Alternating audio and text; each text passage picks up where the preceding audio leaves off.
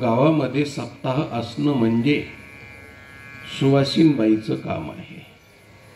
जशी सुवासीन कुंकाला तडजोड करीत नाही, माय मेली तरी बी सुतक पाळीत नाही, पण कुंकू लावते. आणि कुंकवासाठी जशी ती नांदायला जाते, बापाचा त्याग करते, कुळाचा त्याग करते, इस्टेटीचा त्याग करते, प्रॉपर्टीचा त्याग करते, नवे नवे आपल्या कुळाचा गोत्राचा सगळ्याच गोष्टीचा त्याग करते आणि कुंकासाठी ती नांदत असते. माहेरून ते एक अक्षरही घेऊन येत नाही. कुमारिका हे नाव असतं, ते कुमारिका सोडून देऊन सौभाग्यवती लावते. ती परत कधी कुमारिका लावित नाही. त्यानंतर आपलं नाव बदललं तरी बी तिची तक्रार नाही. त्यानंतर बापाचं नाव बदलतं आणि नवऱ्याचं नाव लागलं जातं. आडनावही बदललं जातं, गोत्रही बदललं जातं, प्रवरही बदललं जातं, गावही बदललं जातं आणि रीतरिवाजही बदलल्या जातात. सगळं बदललं तरी ती कशासाठी एवढं सहन करते? फक्त कुंकासाठी.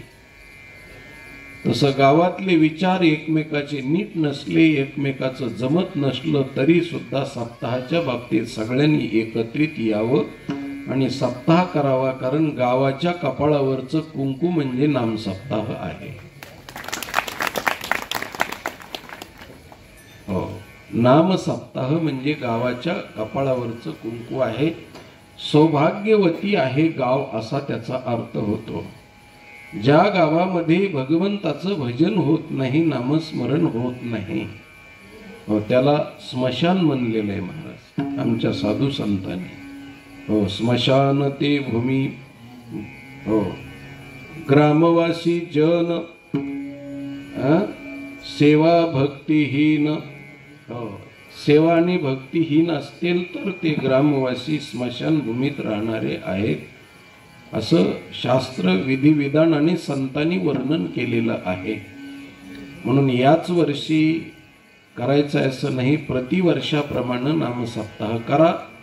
गावातल्या महिला मंडळीला, लहान मुलाला संस्कार घडू द्या. कारण आपले पैसे व्यर्थ जातात महाराज. एक दारू पिणारा माणूस जर गावातला कमी झाला तर तुमच्या गावचा सप्ताह फिटून गेला महाराज. संस्कार चांगले घडले तर गावानं खर्च केलेल्याचा उपयोग झाला. मुलानं बापाला बाप म्हणलं सध्याच्या काळात तरी बी आपला सप्ताह फिटून गेला. कारण आज मुलं बापाला बाप म्हणत नाहीत, संस्कार त्यांना चांगले राहिलेले नाहीत. म्हणून सुसंस्कृत जीवन घडवण्याकरता एवढाच कार्यक्रम आहे आणि तो कार्यक्रम आपल्या गावामध्ये सतत व्हावा. आमच्यासारख्याला बोलवा, नाही बोलवा, नाही बोलवलं तरी बी चालेल, पण सप्ताह चालू ठेवा, अशी मी ग्रामस्थ मंडळीला आणि गावातल्या कारभारी मंडळीला विनंती करतो आणि माझ्या शब्दाचं विवेचन करतो. विठ्ठल विठ्ठल विठ्ठल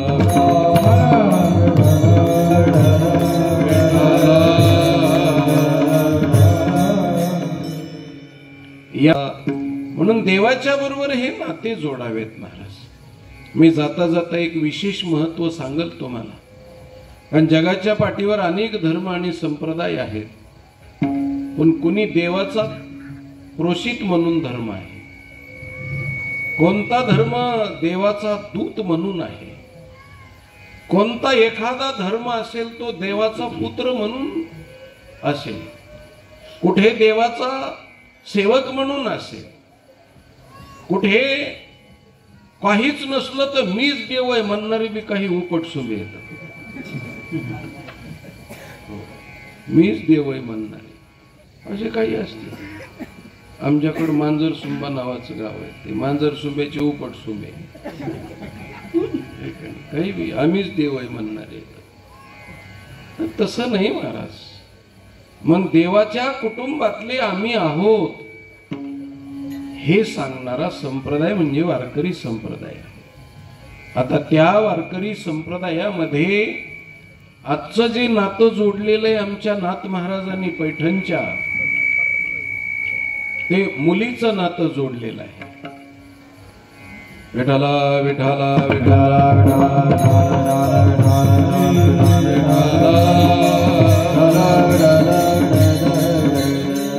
मुलीचं नातं जोडलेलं आहे. मुलीचं. आता मुलीचं नातं म्हणजे काय आहे सगळ्याला विज्ञान कळणार नाही, पण अगोदर पायाभरणी म्हणजे बेसमेंट सांगतो. मुलीचं नातं म्हणजे काय आहे आणि मुलगी म्हणजे नेमकं काय आहे. आपल्याला मुली झाल्यात, सगळ्या गोष्टीनं नातं घुसवलेलं आहे, पण त्याचा बारकावा आपल्या लक्षात नाही. म्हणून जाता जाता एक विशेष सांगतो, माझ्या माता भगिनींची क्षमा मागून बोलतो, कारण मला चावट बोलायला बोलवलेलं नाही. पण कधी कधी ऑपरेशन केल्याशिवाय रोग बाहेर पडत नाही, म्हणून वक्त्यानं कधीही दृष्टांत सांगत असताना दबू नये आणि कुठल्याही प्रकारचं त्यांनी भीडभाड ठेवू नये. कारण सिद्धांत पटवायचा असेल तर विशेष महत्वानं सांगावं. तरी मी माझ्या माता भगिनींची क्षमा मागून बोलतो. माझ्यापेक्षा वडील असतील त्या माझ्या आई आहेत, माझ्या बरोबरीच्या त्या माझ्या बहीण आहेत, माझ्यापेक्षा लहान आहेत त्या माझ्या मुली आहेत, आणि त्याच्यापेक्षा लहान असतील त्या माझ्या नाती आहेत. सर्वांची क्षमा मागून बोलतो. वैद्यक शास्त्रामध्ये इंग्लिश मध्ये ज्याला बायोलॉजी म्हणतात, बायोलॉजी, मराठीमध्ये जीवशास्त्र म्हणतात, आणि त्या जीवशास्त्रामध्ये बायोलॉजीमध्ये अॅनाटॉमी नावाचं शास्त्र आहे. अॅनाटॉमी म्हणजे MBBSच्या पहिल्या वर्षाला जे शिकवलं जातं ते, त्याला शरीरशास्त्र म्हणायचं मराठीमध्ये. त्या शरीरशास्त्राच्या रीतरिवाजाप्रमाणे स्त्री आणि पुरुषाचं, पतीचं आणि पत्नीचं शरीर एकत्रित झाल्यानंतर गर्भधारणा होते, मुलगा किंवा मुलगी जन्माला येते, असं वैद्यक शास्त्र सांगतं. MD डॉक्टर सांगतात master of doctor, MS doctor सांगतात मास्टर ऑफ सर्जन. त्यांचं म्हणणं आहे दोन शरीर एकत्रित आले की संतती जन्माला येते. पण आमचं अध्यात्म हे सांगत नाही, जिथं विज्ञान समाप्त होतं तिथून अध्यात्म सुरुवात होतं महाराज. म्हणून आमच्या अध्यात्मानं काय सांगितलंय बारकाव्यानं बघा. दोन भिन्न लिंगी शरीर एकत्रित आल्यानंतर गर्भधारणा होत नाही, तर ज्या वेळेस एकांतामध्ये पती पत्नी स्वतःला विसरून दुसऱ्यालाही विसरलेले असतात आणि आत्मस्वरूपामध्ये ज्या वेळेस लीन झालेले असतात त्यावेळेस धारणा होते, ती गर्भधारणा होते. म्हणून मुलगी जन्माला येते ती शरीरापासून येत नाही, बापाच्या आत्म्यापासून येते. म्हणून आईचा आणि बापाचा आत्मा एक झाल्याच्या नंतर मुलगी जन्माला येते, मुलगा जन्माला येतो. म्हणून तिला संस्कृत मध्ये आत्मजा असा शब्द आहे. काय शब्द आहे? मुलीला शब्द आहे. आपल्या ग्रामीण खेड्यापर्यंत पोहोचला नाही, पण संस्कृत मध्ये अध्यात्मामध्ये तिला आत्मजा असं म्हटलेलं आहे. आत्मजा ज्या जन जायते, ज शब्दाचा अर्थ आहे जन जायते, जनन होणे, जन्माला येणे. आत्म्यापासून जिचा जन्म होतो तिला आत्मजा असं म्हटलेलं आहे. म्हणून बापाचा आत्मा म्हणजे मुलगी आहे. मुलीचा आणि बापाचा नात्याचा संबंध किती आहे? शरीर संबंध नाही महाराज. शरीरापासून मुलगी जन्माला आलेली नाही, बापाच्या आत्म्यापासून जन्माला आलेली आहे. म्हणून बापाचं आणि तिचं आजोड जगाच्या पाठीवर कुठलाच दृष्टांत देण्या इतक्या पात्रतेच्या पलीकडचं नातं आहे. आता याच्यासाठी तुम्हाला सांगतो, आम्ही सगळ्या जणी मिळून, नाथ महाराज सांगतात की आम्ही भगवंताच्या आत्म्यापासून निर्माण झालेलो, आम्ही कन्या आहोत देवाची. कसे? ममई वंशो जीव लोके जीवभूत सनातन. गीता सांगते की हो माझे अंश आहेत तुम्ही, आम्ही अंश आहेत भगवंताचे. हो नव्हे नव्हे ज्ञानेश्वर महाराज समाधीला जात असताना भगवान परमात्मा रुक्मिणी जवळ बोलत असताना सांगतात की ज्ञानदेव आत्मा माझा. हा ज्ञानेश्वर महाराज माझे आत्मा आहेत असं भगवान परमात्मा सांगतात. अर्जुनाला ते सांगतात अहम आत्मा गुढाकेश, म्हणजे हा माझा आत्मा आहे म्हणून तुम्ही आम्ही देवाची आत्मा असल्यामुळं कन्या आहोत महाराज, कन्या मुलगी आहोत. आता जरा थोडस पुढे जाऊन बोलतो महाराज. बापाचं मुलीचं नातं जरा आता थोडस तुमच्याकडे 3-4 वर्ष झालं सप्ताह आहे, अजून ऐकण्याची कॅपॅसिटी तुमची तयार झालेली नाहीये म्हणून तुम्हाला सामान्य स्थितीतलं सांगतो.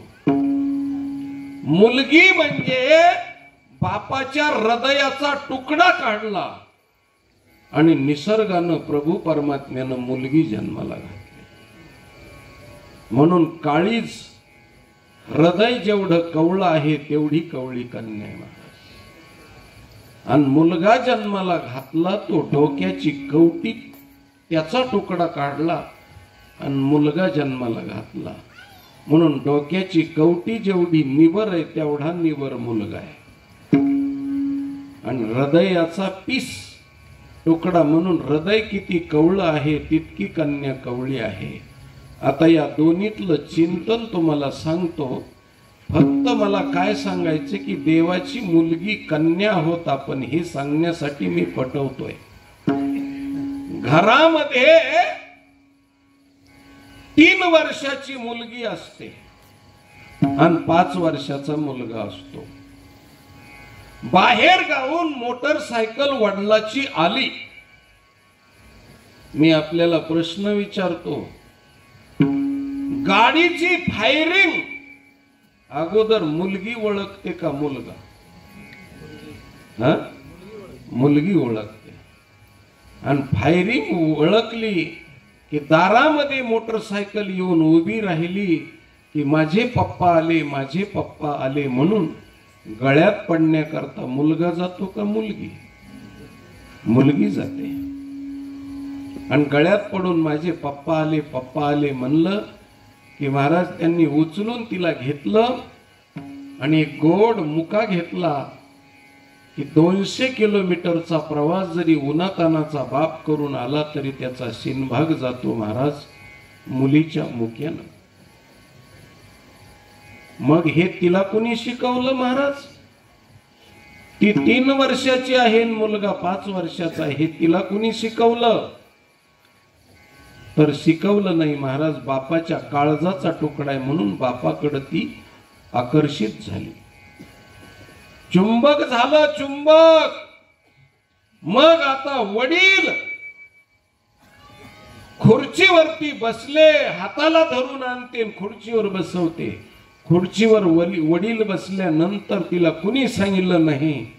ग्लास घेते आणि हंड्यामधून ग्लास भरून आणते.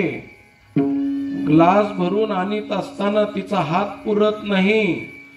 टाचावर करून हंड्यातलं पाणी घेते आणि हंड्यातलं पाणी घेतल्यानंतर ते पाणी सांडत सांडत येतं महाराज. एकच घोट येतो आणि आणून ती बापाच्या जवळ देत नाही महाराज. एका हातानं डोकं धरते आणि एका हातानं तोंडाला ग्लास लावते. माझं थेरी बोलणं कीर्तनात ऐका आणि प्रत्यक्ष घरी जाऊन बघा खोटंय का. आणि मग तोंडाला ग्लास लावल्याच्या नंतर 5 वर्षाचा मुलगा लांबून पाहत असतो आणि तो म्हणत असतो जिवंत असताना तू पाणी पाज, मेल्यानंतर मी पाणी पाहिजे. का? तर डोक्याच्या कवटीपासून निर्माण झालेला असल्यामुळं लांबून पाहतो तो, आणि ही हृदयाचा तुकडा असल्यामुळं पाणी पाजते. याच्या पुढं सांगतो महाराज तुम्हाला, मला याच्यातून एकच दृष्टांत सांगायचा की आम्ही देवावरती किती प्रेम करावं मुलीसारखं, हे नातं पटवण्यासाठी मी अगोदर दृष्टांत पटवतोय तुम्हाला. मग जेवायला ताट वाढल्याच्या नंतर मुलगा चेंडू खेळत असतो आणि मुलगी ताटात येऊन बसते, आणि ताटात येऊन बसल्यानंतर घास मोडून स्वतः खात नाही महाराज. ते ताटातला घास मोडते आणि डाव्या हातानं टेकून उठते आणि बापाच्या तोंडापर्यंत हात पुरत नाही आणि बापाच्या तोंडामध्ये घास घालते महाराज. ते बापाच्या तोंडात घास घालते. आमच्या माऊलीला दम निघाला नाही. आमचे ज्ञानोबा सांगतात, बालक बापाची ताटीरी घे आणि बापा तिची जेवू लागे, तो संतोष लेनी वेगे मुखची ओढवी. हो, वडिलाच्या तोंडामध्ये घास घातल्यानंतर मी तुम्हाला खरी गोष्ट सांगतो महाराज, मेल्यानंतर बापाचं पिंडदान करणाऱ्या मुलानं पिंडदान केलं असेल, पण जिवंत बापाला पिंडदान करणारी आणि त्याच्या तोंडात घास घालणारी कन्या बापाच्या अत्यंत जवळची असते. विठ्ठल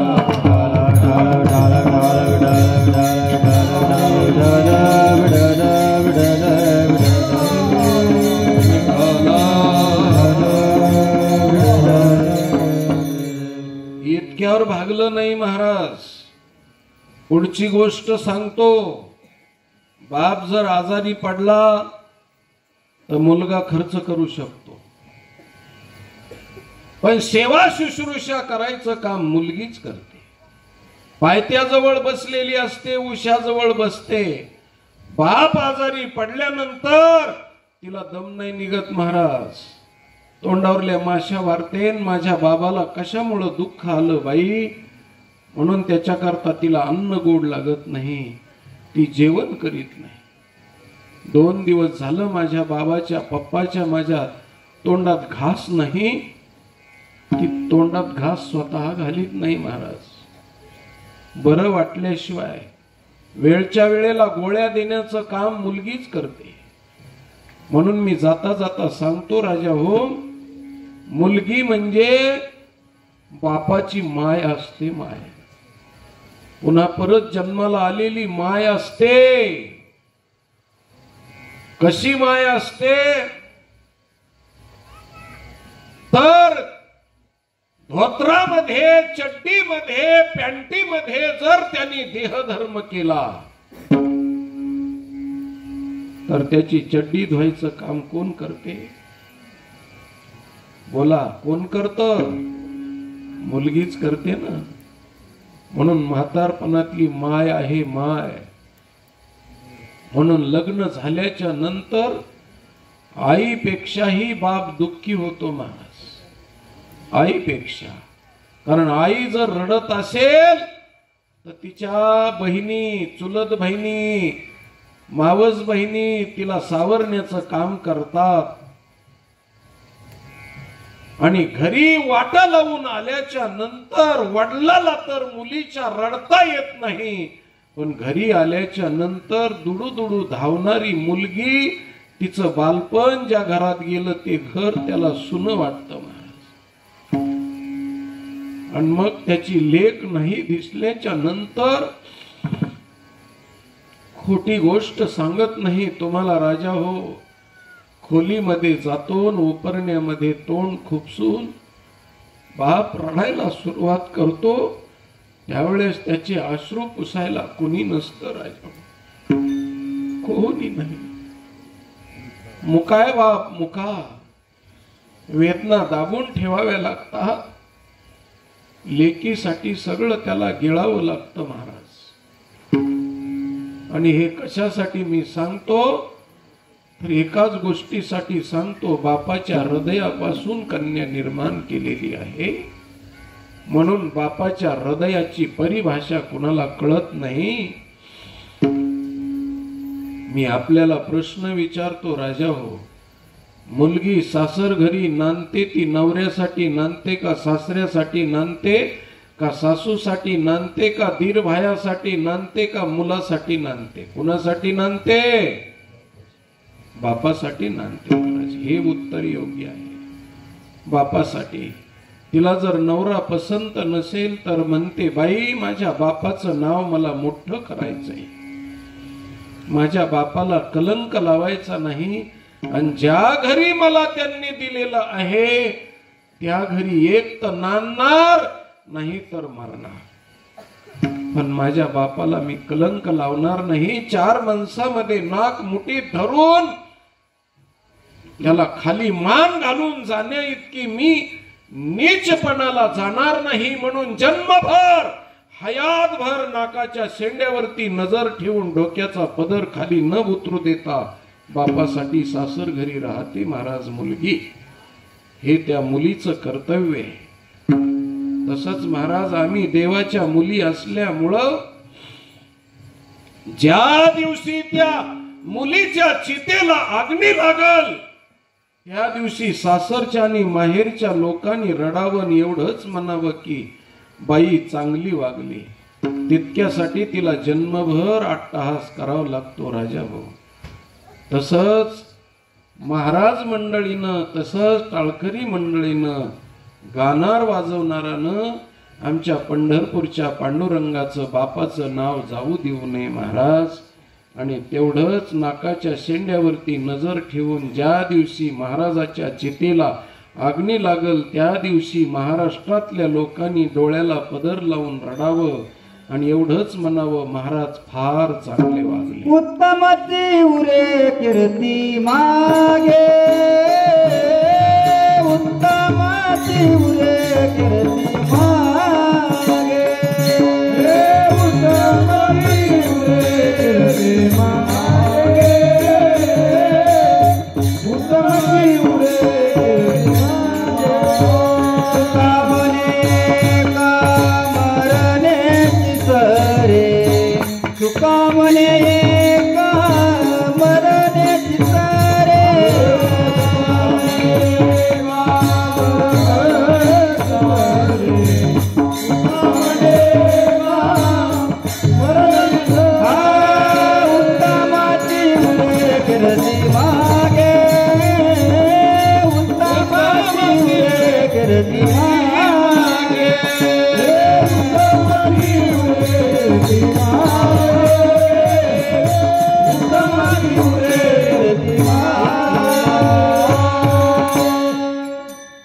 तुकामने एका मरणेची सरे, उत्तमाची उरे कीर्ती मागे.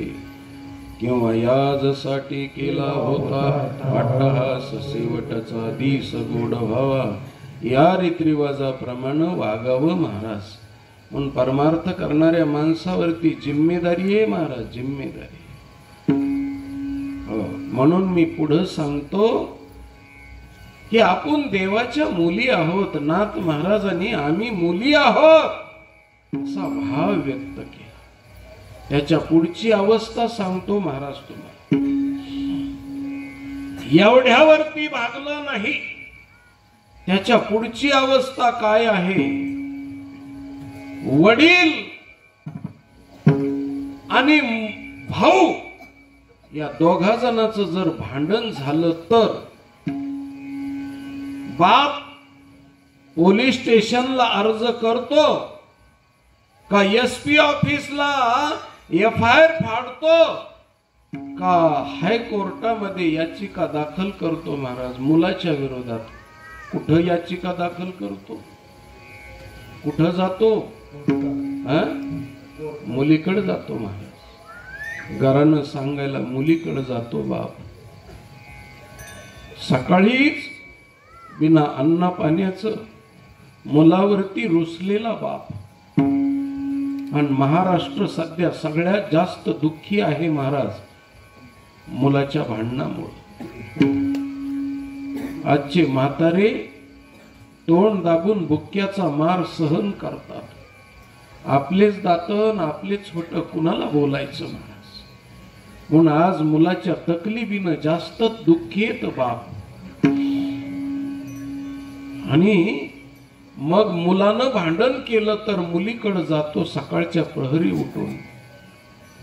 आणि मुलीनं वडील आलेले पाहिले, त्यांचा म्लान झालेला चेहरा पाहिला की तिच्या लक्षात येतं आणि तिच्या काळजाला खसकनी करतं. आणि ती बापाला विचारते, बाबा चेहरा का पडला तुमचा? असं म्हणल्याबरोबर मुलीच्या गळ्याला मिठी मारतो बाप आणि सांगतो, ताई तुझ्या भावानं माझ्याशी भांडण केलं बघ. तिच्या स्वाधीन नसतं महाराज काही. भावालाही बोलू शकत नाही, वडिलालाही बोलू शकत नाही. गप्प बसते आणि तिनं रडलेलं पाहिलं की बापाचं समाधान होतं. आणि त्याला वाटतं मी सुप्रीम कोर्टामध्ये याचिका दाखल केली. 2 दिवस बाप राहतो, समाधान होतं त्याचं.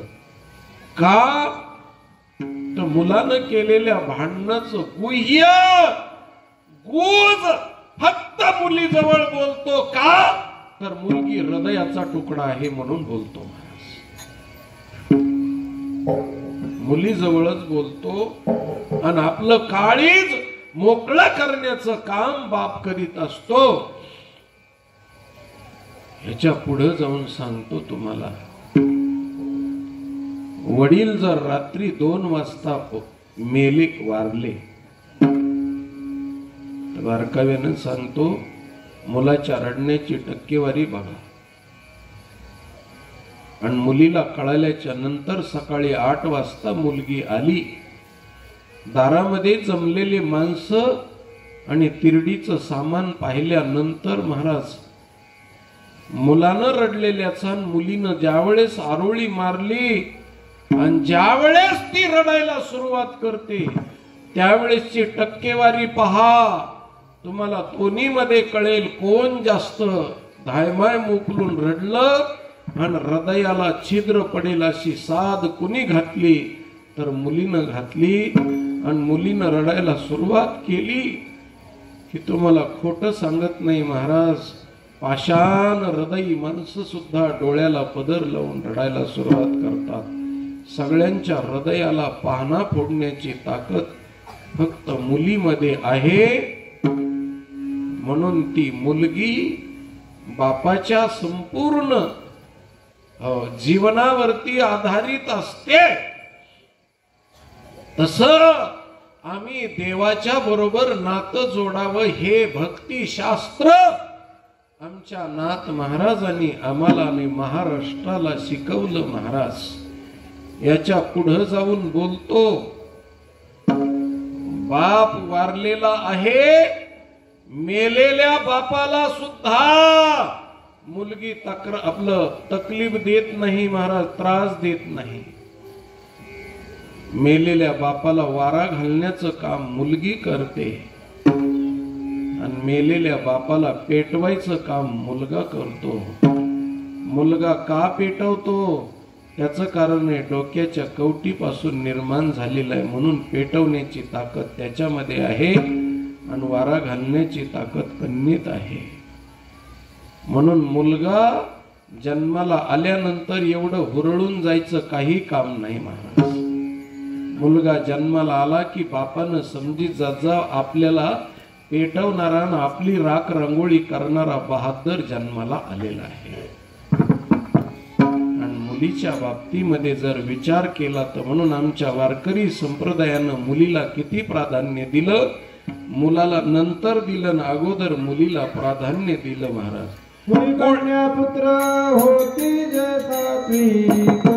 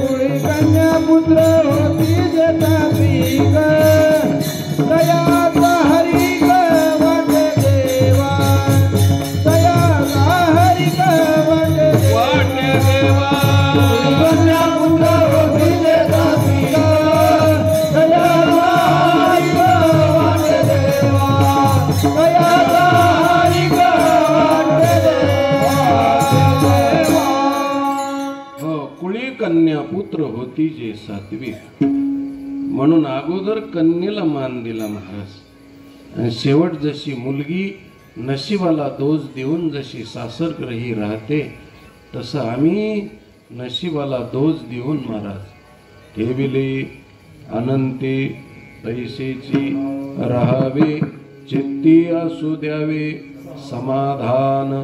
म्हणून भगवान परमात्म्यावरती कुठलीही तक्रार करायची नाही महाराज. त्याचं आपलं नातं हे मुलीचं नातं आहे, अत्यंत कवळं नातं आहे. आणि महाराज मुलीला जर सासरवास झाला तर बाप बिना अग्नीचा पोळत असतो. सासरवास तिला होतो, चटके त्याला बसतात.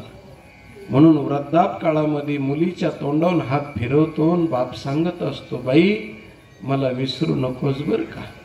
पिकलं पान आहे, मी कधी जाईल सांगता येत नाही, पण मला विसरू नको. ती म्हणते नाही बाबा विसरणार. तसा आमचा पंढरपूरचा बाप आम्हाला सांगतो, आषाढी कार्तिकी विसरू नका मज, सांगत तसे गुज पांडुरंग. आम्हाला गुज सांगतो महाराज, मला विसरू नका रे. वाट पाहे उभा भेटीची आवडी, कृपाळू तातडी उतावीळ. म्हणून माय लेकराचं बापाचं मुलीचं नातं हे सज्वळ असलेलं नातं. म्हणून एखाद्या मुलीला जर विचारलं सासरग्रही तुझं माहेर कोणतं आहे, त्यावेळेस ती ओळख करून देत असताना आपल्या माहेरावरून आणि माहेरच्या खानदानीवरून आणि माहेरच्या कुळावरून समाजात तिची ओळख असते. म्हणून आमच्या नाथ महाराजांनी आपलं ओळखीचं ओळखपत्र आधार कार्ड दिलं अभंगाच्या माझे माहेर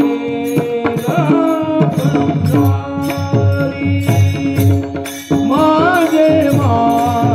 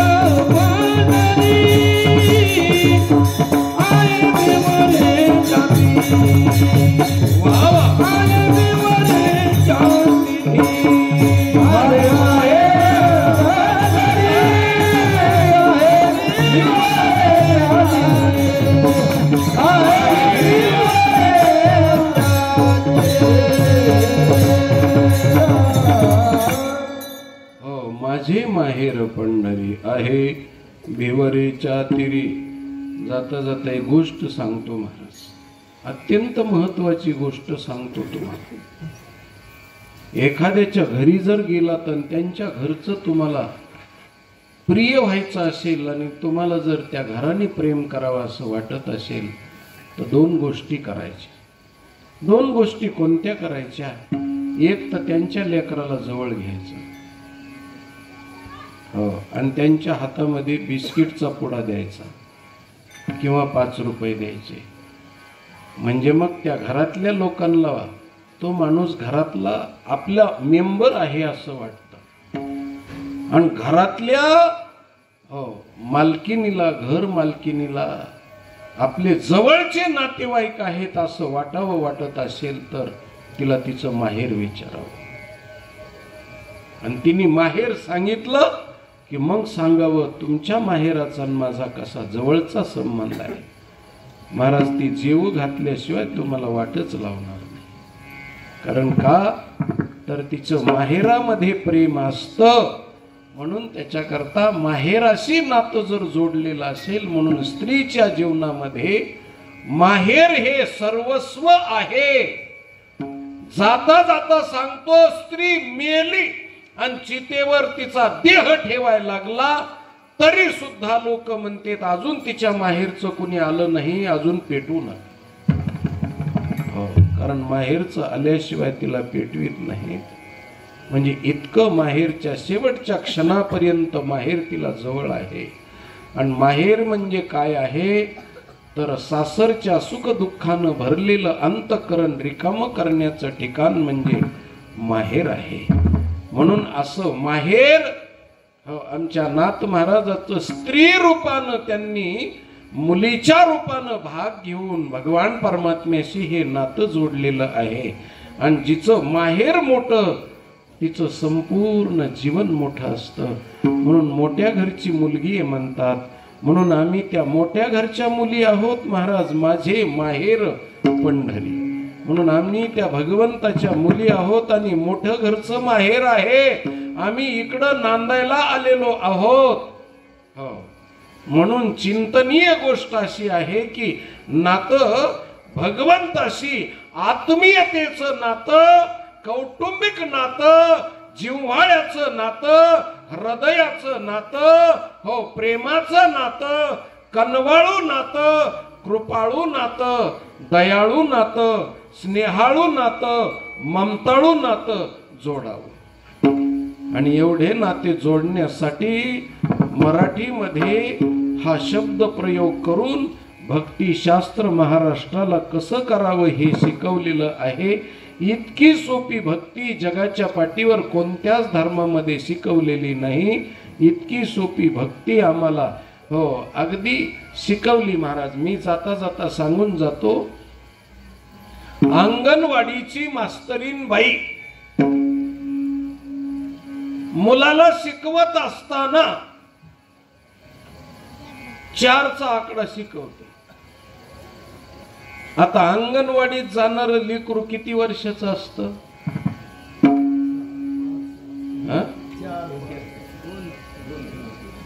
2 वर्षाचं। 2 वर्षाचं खूप झालं, आणि हल्ली लोकांना इतकं 4 आणि 5 वर्षापर्यंत